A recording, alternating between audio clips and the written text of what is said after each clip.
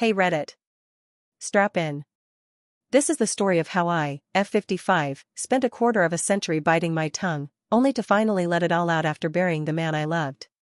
This post might be long, but I need to get this off my chest, maybe for the first time in my life. Let's start at the beginning. I met Michael when I was 19. I'd just dropped out of community college and started working the front desk at a tire shop in northern Indiana. He came in needing a rotation and left with my number. He was handsome, charming, and genuinely kind in a way most guys at that age just aren't. He was also from a nice family, old money, old rules, old wounds. The kind of people who held grudges like heirlooms. I was not what his family had in mind. Especially not his mother, Patricia. Patricia was regal, I guess is the word. Always in pressed blouses, pearls, and perfume that smelled like bitterness. She didn't yell. She didn't curse. She didn't have to. Her disapproval was a surgical tool, cold, precise, and designed to make you feel 1 inch tall. When Michael told her we were engaged, she looked me dead in the eye and said, "You're marrying up. I hope you know that." I wish I could say that was the worst thing she ever said to me. But it was just the beginning. Patricia was one of those women who believed marriage was a business transaction. That the man should provide, the woman should obey, and the mother-in-law should run the household like a CEO. I wasn't her idea of a wife. I didn't grow up in a country club. I didn't go to college. My dad was a mechanic, my mom cleaned houses. I didn't know the difference between a salad fork and a shrimp fork, and guess what? I still don't care. Michael and I got married in 1994. I wore my mother's dress. Patricia wore black. Not a joke. A full-on black cocktail dress to her only son's wedding. Like it was a funeral. And maybe to her, it was. From that day on, she made it her mission to remind me, subtly, consistently, cruelly, that I wasn't good enough for her son. When we bought our first home, a tiny ranch-style fixer-upper, she called it quaint and humble, which in Patricia speak meant trash. When I had our first child, a boy we named Eli, she showed up to the hospital and said, "He's got Michael's nose." Thank God. Every birthday, every holiday, every Sunday dinner at her place was a performance. She'd smile to my face, ask if I'd ever thought about going back to school, and then tell my husband behind my back that she was concerned about the children's future. Michael always defended me, to a point. He loved me. He just never wanted to rock the boat. And that boat? It had his mother's name on the side in gold letters. By the time our daughter Leah was born in 2001, I'd become an expert in deflection. I knew how to steer conversations away from Patricia's traps. I knew how to excuse myself politely when she started talking about how some people just aren't raised to understand etiquette. But every time I stood up for myself, Michael would ask me to let it go. "She's just set in her ways, Jules. It's not worth a fight. She's my mom." So I let it go. Again. And again. And again. 25 years passed that way. We raised 3 amazing kids. We built a life. A loud, messy, beautiful life. One that Patricia tried to polish and perfect until it bled. I remember one Thanksgiving, 2009, we hosted for the first time. I made everything from scratch. I mean everything. Turkey, green bean casserole, sweet potato pie, even homemade cranberry sauce. Patricia walked in, looked at the spread, and said, "Interesting take on tradition." Then she picked at her plate like it was radioactive and offered to bring something edible next year. I cried in the pantry. Michael rubbed my back, told me not to take it personally, and asked me to just keep the peace. So I did. For him. Always for him. In 2021, Michael got sick. It was sudden. Aggressive. Pancreatic cancer. He went from working 60 hours a week to hospice in under 4 months. And suddenly, Patricia was everywhere. At every appointment. At my house. In our space. She criticized how I folded his blankets. She rearranged his medication shelf. She called the hospice nurse behind my back and asked if his wife even understood the care protocol. I was grieving my husband while he was still alive, and she acted like it was her tragedy alone. Michael, God bless him, didn't want us fighting. Even as he lost weight, lost strength, lost time, he tried to mediate. Told me he knew she was hard. told her to back off sometimes. But mostly, he begged for quiet. So I kept swallowing. Kept taking the high road. Even as I was drowning. When he died last October, I thought the pain couldn't get worse. I was wrong. Because that's when Patricia moved into our home temporarily. Not asked. Not discussed. She showed up with 2 suitcases and a coat rack, yes, a damn coat rack, and said, "Michael wouldn't want me to be alone. And I need to be here for the children." She was grieving. I was grieving. So again. I said nothing. I let her take the guest room. I let her criticize how I folded the flags from the funeral. I let her change the framed photo at the entryway because she didn't like how sad Michael looked in it. And then one morning, I walked downstairs and saw that she had moved into our bedroom. Not a guest room. Not the den. Our bedroom. My bed. She was sitting there like a queen reclaiming her throne, folding laundry that wasn't hers, humming like she owned the air in the house. And something in me broke. When I walked into our bedroom and saw Patricia sitting on my bed, folding my laundry, something in my brain just snapped. Like a wire that had been under tension for decades had finally given way. She looked up like she'd just reorganized a shelf at the library and smiled. "I didn't like how your towels were bunched in the hall closet. I color-coded them by size. It's no trouble." I didn't say anything right away. I think I was stunned. I was still wearing Michael's flannel shirt. I'd been sleeping in it every night since the funeral. That morning was no different. I remember just standing there in that doorway, in the shirt of the man I'd buried a week earlier, trying to make sense of what I was looking at. Patricia's voice snapped me out of it. "Also, I moved your lotions. His nightstand shouldn't feel so empty." I laughed. Out loud. A sharp, humorless laugh that startled even me. "You moved my things?" She looked at me, blinking like I'd asked if she believed in gravity. "Julianne. Our son just died. Do you think any of this really matters right now?" "Our son." "Our." "No. My husband died. My partner. My best friend. The father of my children. The man I slept next to, worried over, fought with, cried beside for 30 years. This woman had spent most of that time undermining our marriage, and now she was acting like I was just a temporary guest in the house he left behind. I wanted to scream. I didn't. Not yet. Instead, I turned around, walked back down the stairs, and sat in the kitchen staring at the bottle of anxiety meds I hadn't opened since the day after Michael's diagnosis. I should have stood up to her then. I should have told her to pack her damn coat rack and leave. But years of silence are like chains, they don't just fall off in one yank. Instead, I stayed quiet. For 5 more days. Those 5 days were the final straw. She reorganized the kitchen because the silverware drawer was too shallow for her liking. She started telling my kids, Eli, now 26, Leah, 23, and Ben, 19, that she'd be staying as long as needed. She cooked dinner once, meatloaf with raisins. Yes, raisins. My daughter refused to eat it. Patricia told her she was being ungrateful and that her generation lacked empathy. She removed the framed photo of me and Michael from the living room because, and I quote, "You look tired in this one, dear." I began sleeping in the basement. In my own damn house. On the 6th day, I walked into the kitchen and heard her on the phone, whispering to someone. "Julianne's not holding up well. It's like she doesn't know how to manage a home without Michael.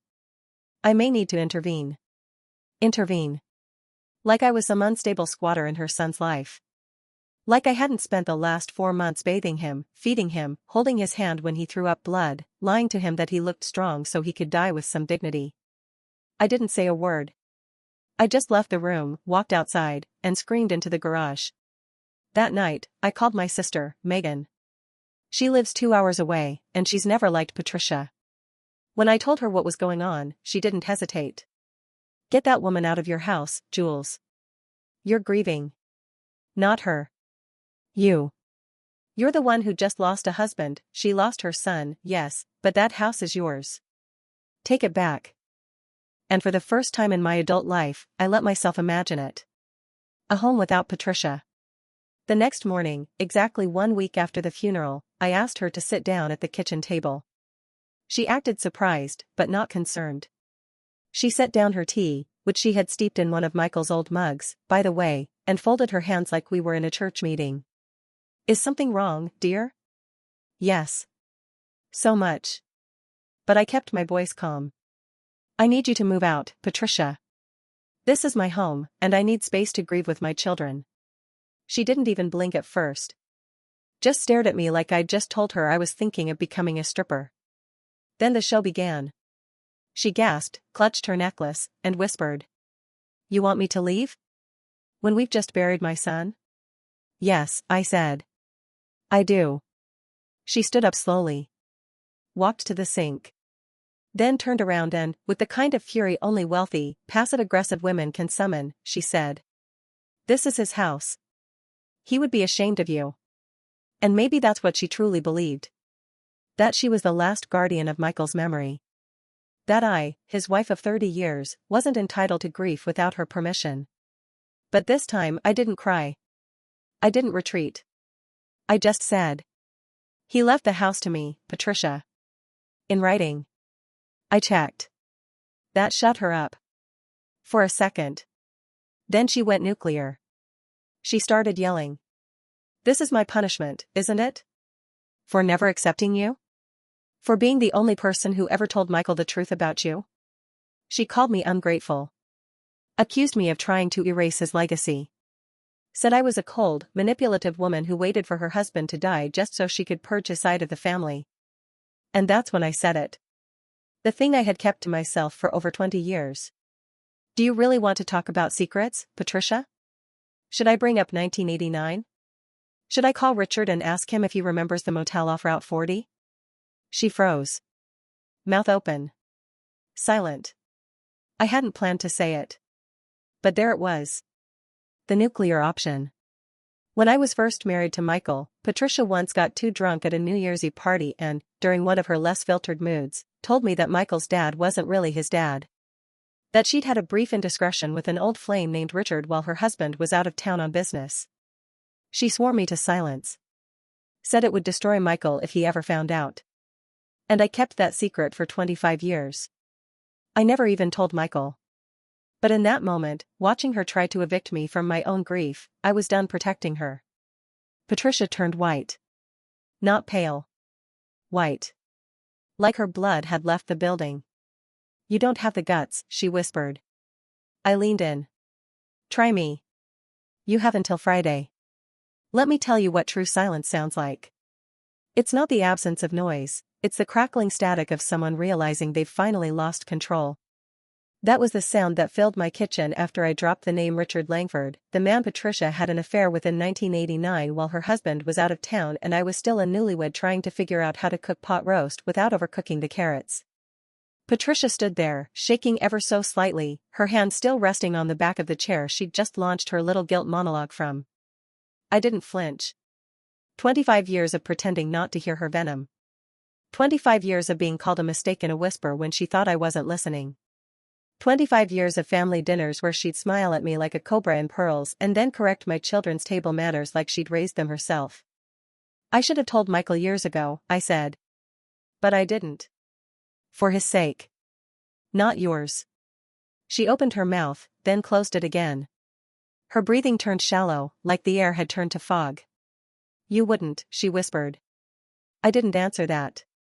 I just stared her down until she finally looked away. That was the first time I'd ever seen Patricia look away. She didn't leave that day. She sulked. Retreated to the guest room, thank God not my bedroom again, and didn't come out for dinner. Not even to scold the way I loaded the dishwasher. I gave her until Friday. That's what I said, and I meant it. That night, my daughter Leah came home from her friend's place and found me sitting on the back porch. She asked if I was okay. I lied and said yes. I wasn't ready to explain what had just happened. I wasn't ready to drop that bombshell on my kids, not yet. They were still healing. I mean, how do you even say it? Hey, sweetie. Grandma has been emotionally abusing me for 25 years and also had an affair that means Grandpa might not be your real grandfather. No. I needed time. They needed time. And I needed Patricia gone before I could say anything. The next few days were quiet, unnervingly so. Patricia didn't speak much. She stopped wearing perfume. She stopped rearranging furniture. She even stopped judging my cooking. For a moment, I thought maybe, just maybe, she'd leave peacefully. But on Thursday night, I walked into the living room to find her sitting with Eli, our oldest, showing him photo albums from Michael's childhood and saying things like, "Your father had such a temper when he was little. He got it from my side of the family." I wanted to scream. Instead, I walked over, picked up the photo album, and gently closed it. "Eli, could you give us a minute?" He looked confused but left the room. Patricia stood up slowly, her eyes daring me to say something in front of him. When the door clicked shut behind him, she turned to me with the most venomous calm. "You're going to destroy this family, Julianne." And I said, "No. You already did. I just stopped cleaning up the mess." Friday morning, she left. No dramatic exit. No suitcase clattering down the stairs. Just a quiet shuffle, a lift waiting in the driveway, and a passive-aggressive note on the counter that read, "I hope someday you'll understand what you've done." Patricia. What I've done? Let's go over that, shall we? Stayed silent when she made me feel like a failure for not going to college. Smiled when she criticized my parenting in front of other people. Kept her deepest secret even when she used mine against me. Took care of the man we both loved until he couldn't lift a spoon, while she hovered like a sainted shadow. Watched her move into my bed days after he died. And I kept the peace. For 25 years. So no, Patricia. I don't regret what I've done. I regret not doing it sooner. I expected fallout. And oh boy, it came. Saturday afternoon, I got a call from Michael's cousin Deborah, a woman I hadn't spoken to since she tried to sell Tupperware at our 4th of July barbecue in 2008. "I just spoke with Patricia," she said, clearly gearing up.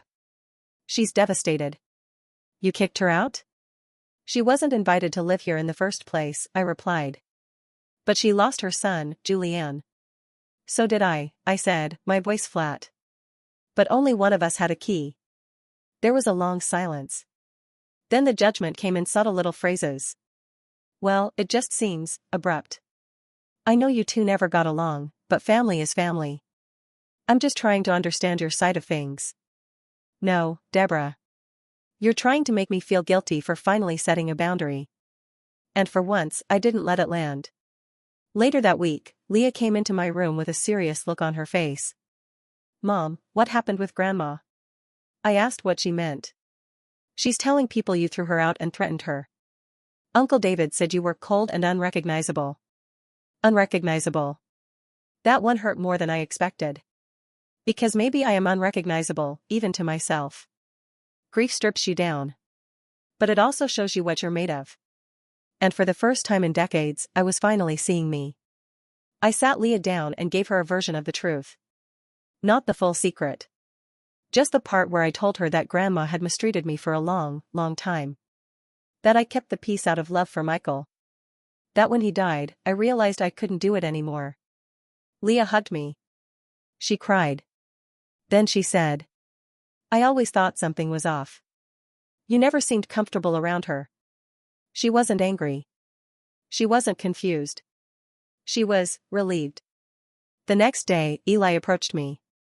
"Did something happen between you and Grandma when I was a kid?" I paused. Took a breath. "A lot of things happened." He nodded slowly. Then said something I'll never forget. "You don't have to protect her anymore. We're not kids. You don't owe her anything." And in that moment, I realized, he was right. I had spent so many years pretending everything was fine, patching holes in a dam while the floodwaters kept rising. Now? I was done building walls. It was time to tell the truth. All of it. It took me another week to work up the courage. I knew if I told the kids everything, the whole truth, there would be no going back. No, maybe she didn't mean it that way. No plausible deniability. No buffer zone between grief and clarity. Once the secret was out, it would live with us forever. Just like the silence had. But after what Leah and Eli said, after hearing my own children tell me I didn't owe anyone my silence anymore, I finally believed them. So I planned a dinner. Nothing fancy. Just a Sunday meal. I made lasagna, Michael's favorite, and set the table like I used to when the kids were little and didn't have jobs or night classes or partners to run off to afterward. Ben, my youngest, was the last to arrive.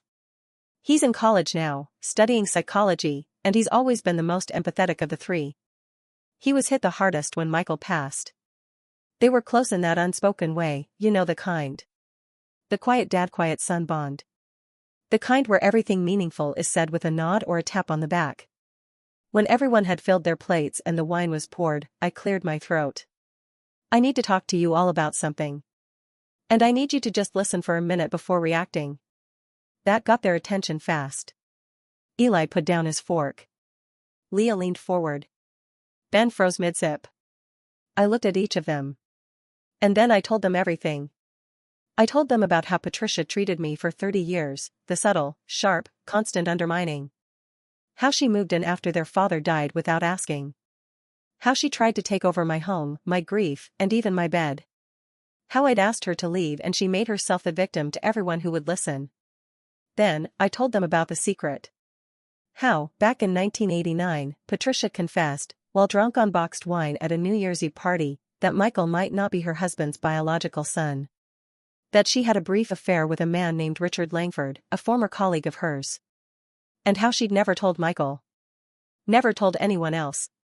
But she made me promise not to say a word. Said it would tear the family apart. I kept that promise for 25 years. I watched the faces of my children change as I spoke. Ben was the first to speak. Wait. Grandpa might not be. Grandpa? I nodded. I don't know for sure. No one does. She never got a test done. But she believed it enough to swear me to secrecy. Leah covered her mouth with her hand, not in shock, more in realization. Is that why she always acted so performative?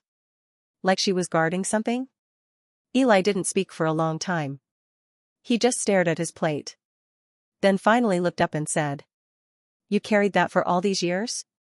For her?" I nodded again. For your father. Because I didn't want to hurt him. And because he loved her, even when she didn't make it easy. The conversation after that was a mix of anger, sadness, and strange relief. They had questions, some I could answer, some I couldn't. They asked if Michael ever suspected. I told them I didn't know, but I didn't think so. He never mentioned it. Never gave any indication that he had doubts. Ben asked the hardest question.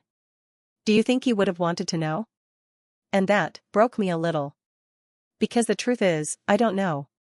I've asked myself that question more times than I can count. And every time I come up with a different answer.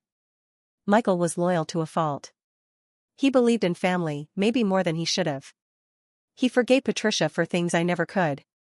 Maybe he would have forgiven her for this, too. Or maybe it would have destroyed him. Either way, I made the call not to tell him. And I will carry that decision with me until I die. But I told our children. Because I refused to carry it alone anymore. And that, Reddit, was the night the weight finally lifted. The fallout, of course, came quickly. Patricia found out I told them. I assume it was Eli who confronted her. He's always been the one who can't keep quiet when he's pissed off. And good for him. She called me 4 times in one day. Left voicemails that started calm and evolved into rage. The last one said, "I hope you're happy. You've turned my grandchildren against me and dragged our family name through the mud. You're a disgrace, Julianne. A disgrace. That's rich coming from the woman who spent my entire marriage treating me like a stray dog." I didn't call her back. Instead, I sent her a text. "You don't get to weaponize my silence anymore." She never responded. Then came the extended family. Cousins I hadn't seen in years. Nieces and nephews. Even Michael's younger brother, Ronald, who flew in from Arizona to get the full story. I gave it to him. Straight. No sugar. He listened. Then sighed. I always knew she was tough. But this. Then he told me something I didn't expect. When they were teenagers, Patricia once slapped Ronald so hard for breaking a glass that he had a ringing in his ear for 3 days. When their father confronted her, she broke down sobbing and said Ronald wasn't even her real son when he acted like that. Ronald thought she meant it as a joke. Now, he wasn't so sure. Turns out Patricia had a pattern. A talent for manipulating people into silence. Using guilt as a leash. Performing sainthood while sowing landmines. And we all just played along. It's been 3 weeks since I told the kids. The silence in the house now is a different kind of quiet. It's peaceful. For the first time in decades, I walk into my own kitchen and don't brace myself for judgment. Ben has been calling me more. Leah comes by just to sit and talk.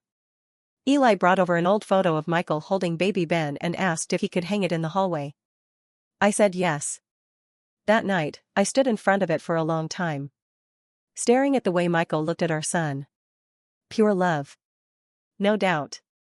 No hesitation. Whoever his biological father was didn't matter in that moment. What mattered was the man who showed up. The man who stayed. The man who taught our kids how to throw a baseball and use jumper cables and say I love you without flinching. That was their father. Always will be. The irony? In trying to protect Patricia's image for all those years, I became invisible. Now that I've told the truth, I've become real again. Not just a wife. Not just a mother. But a woman with a spine, even if it took 25 years to find it. Do I regret it? Only that I didn't do it sooner. There's a particular kind of chaos that only family can create. It's the kind that isn't loud at first. It creeps in through voicemails, sideways comments at church, Facebook messages from people you haven't spoken to since your wedding day. That's what the weeks after I told my children the truth felt like. Not an explosion. A slow leak. Let's talk about Michael's will for a moment. You'd think, after all the drama of Patricia, the funeral, the breakdowns and confessions, that this story couldn't possibly dip into legal mess. You'd be wrong. Michael and I had a living trust. We updated it when Ben was 10, after a scare with a burst appendix made us realize we weren't invincible. Everything was clear-cut, the house went to me, along with all shared assets. The kids each had accounts set up, and I had medical power of attorney when he got sick. There were no secrets between us. Or so I thought. Because, 3 weeks after Patricia left, I received a certified letter in the mail. It was from an attorney in Marion County, not someone we'd ever used. It had Patricia's name in the subject line. She was challenging the will. Let me say that again. My mother-in-law, who emotionally abused me for decades, who moved into my bedroom after my husband died, who I finally kicked out for my own mental sanity, was now claiming that the will Michael and I wrote together was invalid because, and I quote, Michael was not of sound mind at the time of signing. The will had been updated a year before he passed. He was already sick but still sharp as hell. He insisted we review our estate planning when his diagnosis became terminal. He said, I don't want you dealing with more than you have to when I'm gone.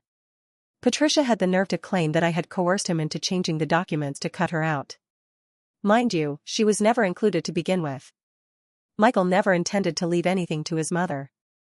Not because he didn't love her, but because he knew, deep down, that she'd make my life hell if she had any financial leverage. He made that choice. Now, she was trying to overturn it. I remember reading that letter in the driveway, sitting on the cold cement in bare feet, just shaking. All I could think was, she's still trying to control me. Even now. Even when he's gone. I called my lawyer, the same one who handled our trust. He was furious. Said the documents were airtight. Said Patricia didn't have a legal leg to stand on. But still. It meant stress. Court appearances. Paperwork. Money. And most of all, reliving everything. The hospice days. The decisions. The grief. She wasn't just contesting a will. She was trying to reinsert herself into our lives, our story, as if she were the grieving widow and I were just some woman Michael happened to shack up with. The kids were livid. Eli offered to testify. Leah said she'd write a public letter. Ben said if he saw her again, he wasn't sure he could stay calm. I told them not to worry. But truthfully? I wasn't sure I could stay calm either. Then, something I didn't expect happened. I got a call from Helen, Patricia's younger sister. I hadn't spoken to her in years. She'd always been the fun aunt, the black sheep. She wore hoop earrings and swore and brought margaritas to Easter. She said, I heard about the will thing. That woman's lost her damn mind. I nearly laughed for the first time in weeks. Helen offered to help, said she had things I might want to know. So we met for lunch at a diner on the outskirts of town.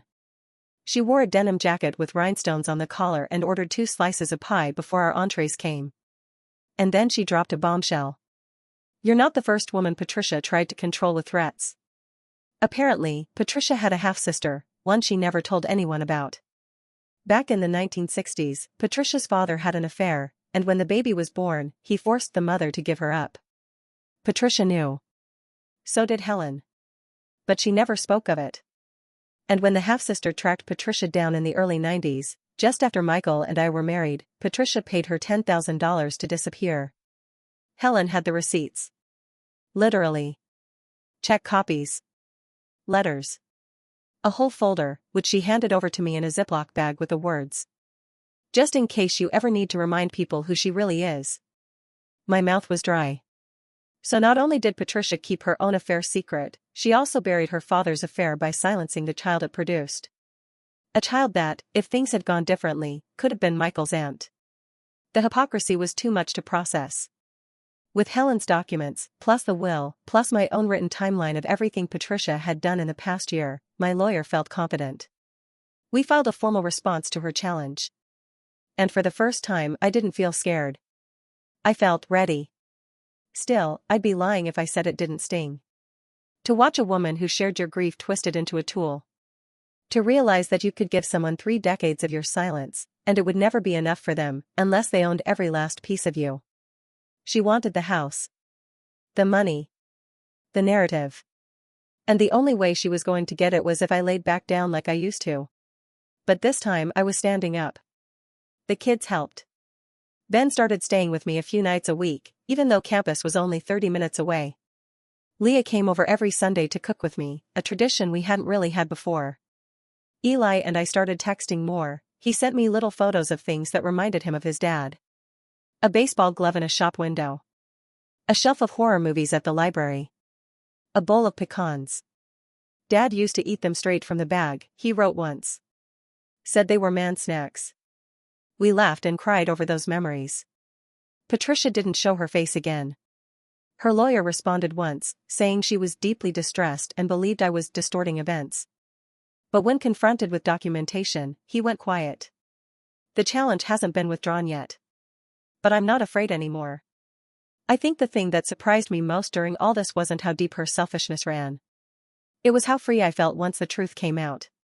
Even with the legal stress, the backstabbing, the whispers, I felt more like myself than I had in decades. There's something liberating about no longer having to be the good wife. The peacemaker. The quiet one. Michael is gone. I wish every day he were here. I wish he could see how strong his kids are. How Leah started painting again. How Eli's helping mentor at-risk teens in the community center. How Ben is talking about getting his master's. But I also wish he could see me. The woman who finally stood up. The woman who told the truth. The woman who stopped cleaning up someone else's mess just to keep the family photo looking pretty. By the time we hit mid-April, I'd almost let myself believe it was over. Patricia had gone silent. Her lawyer hadn't followed up. No more letters. No more whispers through extended family. Just the sound of spring slowly returning to Indiana, whined through the screen door, birds gathering by the feeders Michael built with Ben when he was 12. For the first time in what felt like centuries, the house was starting to feel like mine. I was redecorating room by room. Not because I wanted to erase Michael, I never could, but because I needed to reclaim the space that had been stolen by her presence. New curtains in the bedroom.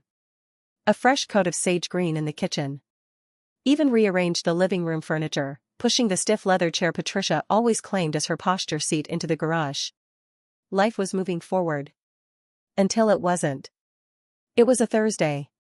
I had just gotten back from the farmer's market, carrying a bundle of fresh basil and way too many peaches, when I saw a car parked in front of the house.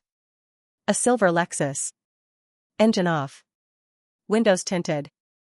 And in the driver's seat, like something conjured from a ghost story, Patricia.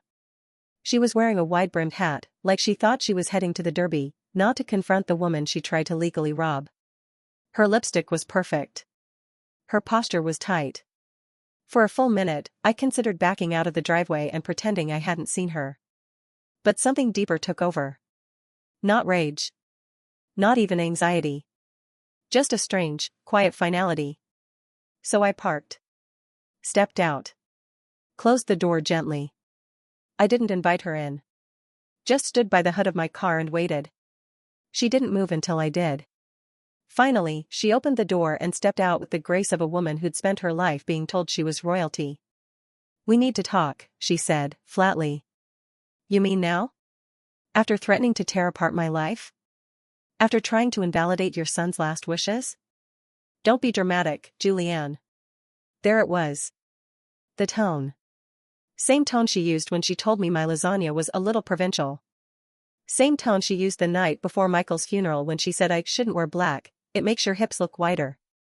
I folded my arms. "You've got 5 minutes. Start talking." She didn't apologize. Of course not.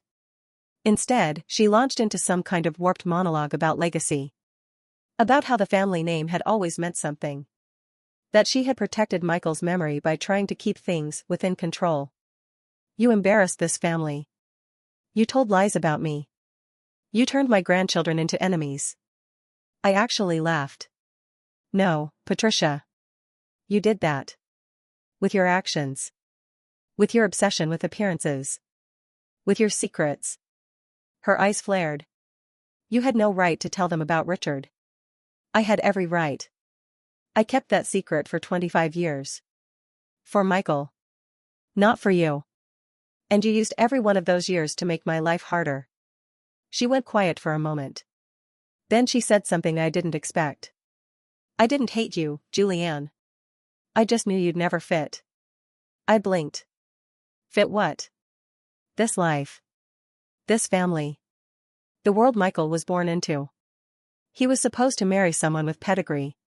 With polish. Someone who wouldn't drag him down.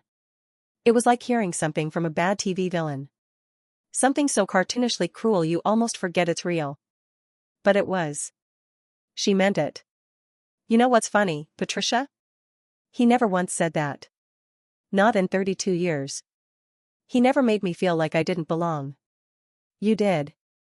And he loved me anyway." She stared at me, and for the first time I saw something flicker in her face. Regret? Envy? I don't know. Whatever it was, it didn't stay long. Then she reached into her purse. For a split second, I thought she was pulling out legal papers. A final twist of the knife. But it wasn't paper. It was a photo.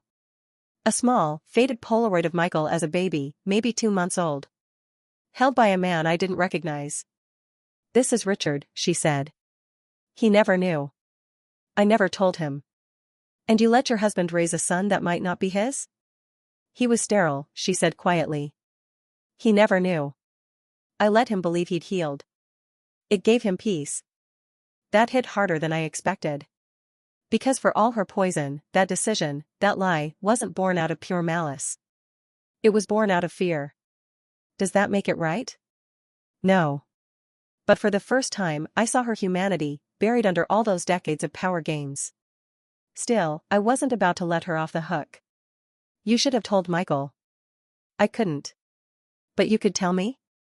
A scared 24-year-old newlywed who didn't even know how to make a roast chicken? "Because you wouldn't use it against me," she said. Then she paused. "Until now." We stood there for a long time. The street was quiet. A light breeze caught the edge of her hat. And I realized she was old. Really, truly old. Not in age, though yes, in years too. But in spirit. She looked tired. She looked like someone clinging to the one thing she could still control. "Why are you really here, Patricia?" She didn't answer right away. Then she looked at the house, at Michael's house, my house, and said, "I don't want to die being hated by my only family." There it was.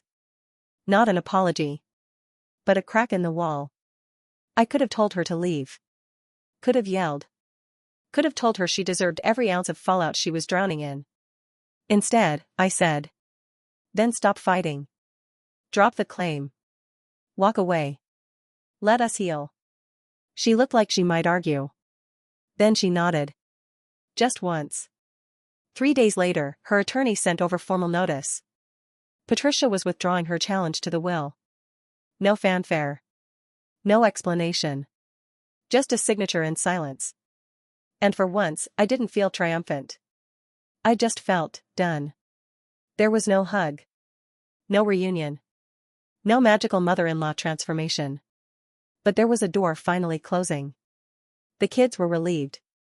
Ben cried when I told him. Leah asked if she could help repaint the porch, a symbolic gesture, she said. Eli just texted me. About damn time. We're not perfect. We're still grieving. But we're doing it together now, without the weight of secrets, without the shadow of her judgment hanging over everything. And for the first time, I started sleeping upstairs again. In my room. In my bed. In my peace. They say that grief isn't linear, but I didn't realize how many loops it would throw me through. After Patricia dropped her challenge to the will and finally slunk back into whatever curated life she had left, there was this strange stillness in the house. Not silence exactly, I had that before, and it was painful. No, this was more like a vacuum left by someone who used to take up all the air in a room, even when they weren't talking. I remember waking up that Monday morning, padding into the kitchen in socks, making coffee, and thinking. This is what it's like when you're not walking on eggshells. I'd been doing it so long, I'd stopped realizing I was even tiptoeing. And suddenly, I wasn't. We all tried to settle back into something normal. Ben returned to his dorm. Leah got a new commission for a mural at the community college. Eli started organizing a fatherhood outreach program, said it was something he and Michael had talked about during his treatment. And I started writing things down. Little things, at first. What Michael used to order at the diner on Route 39. The story of how we got snowed in that weekend in 2003 and ended up eating nothing but oatmeal and frozen peas. The way his eyes crinkled when he laughed at his own jokes, which, by the way, were terrible. Then bigger things. His last weeks. The way he held my hand when the pain got too much. His last voicemail to the kids, each one different, each one so him. And slowly, the words became a kind of exhale. I wasn't just grieving anymore. I was remembering. One afternoon in early May, I got a letter in the mail. A handwritten envelope addressed to me in careful cursive. The return address? Richard Langford. Yeah. That Richard. My hand shook opening it. The letter was short, no drama, no accusations. Just a few lines written by an old man whose past had just caught up with him. Dear Julianne. I received a visit from someone claiming to be my niece. She told me that I may have had a son I never knew about. His name was Michael. I understand he's passed, and I'm truly sorry. I'm not writing to stir anything up, only to thank you for keeping a secret that was never yours to hold. Patricia and I were young. Foolish. Whatever love we had was a brief flicker. But if Michael was mine, well, I hope I'd have been proud of the man he became. And it sounds like I would have been. Sincerely. Richard. I read that letter 3 times before I cried. Because despite everything, despite the lies and manipulation and betrayal, there was something beautiful in that quiet acknowledgement. Richard wasn't trying to reclaim anything. He wasn't trying to rewrite the story. He just wanted to bear witness. And that, in a strange way, helped me begin to forgive something I didn't even realize I was still angry about. I told the kids about the letter. Eli wanted to meet him. Leah didn't. Ben said he might someday. So I wrote Richard back. I thanked him. I told him about Michael, who he was, how he loved, how he lived. And that was it. No DNA tests. No Oprah reunion. Just 2 letters from 2 people carrying pieces of the same man's memory, trying to honor it in their own way. Around that same time, something else started happening. Neighbors, the same ones who had been whispering after Patricia's smear campaign, started showing up. Not all of them. But enough. Sarah from 2 doors down brought me banana bread and asked if I needed help replanting my garden. Brian, the retired vet from the corner lot, offered to fix the cracked wood on my porch for free. Even Mrs. Feldman, who once told me Patricia had such poise, stopped by and said, I had no idea she was treating you like that all these years. We all just assumed you two were close. Assumed. That word hit me harder than I expected. So many people had assumed that because I didn't fight back, because I kept showing up at family functions, because I didn't scream at her in public, that I was okay. That our dynamic was just a little tense, not toxic.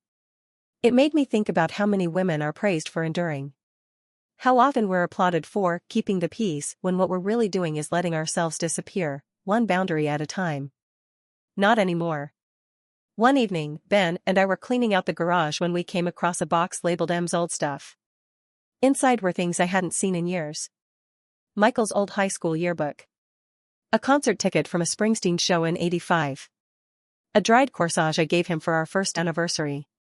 And a small audio recorder. I recognized it immediately. He used it when he was working on his book, a history project about small-town Midwest life that he never finished. Ben popped in a tape. Michael's voice crackled through the speaker. Note to self, ask Julianne what she remembers about that winter we got stuck on the highway. Pretty sure she saved us from hypothermia with that emergency granola bar. We laughed. Then the tape kept playing. More notes. Some half-formed ideas. Then, a pause. And suddenly, this. If you're listening to this, Jules. It probably means I didn't finish what I started. And that sucks. But if there's one thing I need you to know, it's this. I saw everything. The way you held this family together. The way you endured. The way you made a home out of chaos. I never told you enough. But you were stronger than I ever gave you credit for. And I love you. Always. We sat there, in that dusty garage, tears rolling down our faces. Ben reached for my hand and squeezed it. He knew, Mom. Yeah. He did. There's still healing ahead. I'm not naive enough to think one letter or one tape erases 3 decades of being pushed to the margins. But I no longer feel like I'm living in someone else's house. I feel like I'm home. Michael left me with a lot of memories. Some painful, some perfect. But maybe the most powerful gift he gave me, even in death, was the reminder that I mattered. That what I felt, what I endured, was real. And that silence doesn't have to be noble. Sometimes, silence is just a wound you haven't cleaned out yet. Well, I'm cleaning it out now. One truth at a time. So here we are, Reddit. The end of this strange, painful, liberating road. I never thought I'd be writing something like this. Honestly, when I posted part 1, it was mostly out of desperation, a need to release the pressure valve on decades of silence. I never imagined that strangers would listen, comment, support, even reach out and say, "You're not crazy. You're not cruel. You're just finally free." But before I talk about where I am now, I need to answer the question I've danced around for 8 long chapters. Ida? Did I go too far? Did I cross a line when I kicked out my grieving mother-in-law just days after losing my husband? Did I betray my promise by exposing her secret? Did I weaponize the past? Let me walk you through the end of this story, and I'll let you decide. It's been 2 months since Patricia last showed her face. She hasn't called. No new letters. No lawsuits. Just a silence that feels strangely like an apology, the only one I think I'll ever get from her. She now lives with her sister in a retirement community about 3 hours away. I heard through the grapevine that she's telling people her daughter-in-law cut ties after Michael passed. No mention of the will. No mention of the secret. No mention of the emotional carnage she left in her wake. Honestly? That's fine with me. Let her curate her version. Because mine, the real one, is something I finally get to own without shame. I kept writing.